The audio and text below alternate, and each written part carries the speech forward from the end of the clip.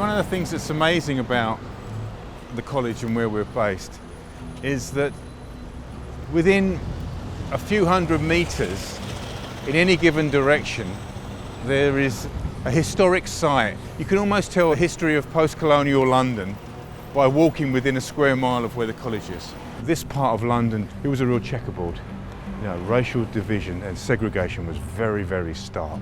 In those streets you can find the traces of that division, and sometimes the terrible violent traces of that, like the scar at 439 New Cross Road. And the same streets oftentimes would be places where those divisions could be bridged. Yet the traces of that history are somewhat latent. They're not remarked upon. Thinking about history and culture and politics, say, in the places where those histories and cultures have unfolded, changes the way we think about them and understand them.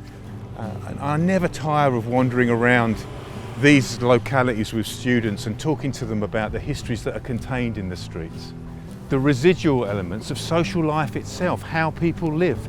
It's actually in the architecture, it's in the smells and the sights and the sounds of every neighbourhood. The demonstration, which happened after the New Cross fire on the 2nd of March 1981, assembled here. We don't know exactly how many people.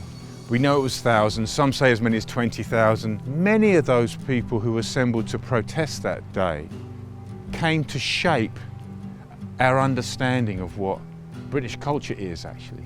It's a way to learn where the place and the subject we're learning about becomes an actor or plays a part in the learning in a very direct way.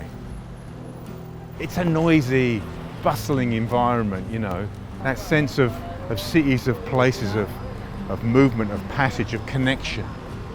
You really get a sense of that just walking down the street.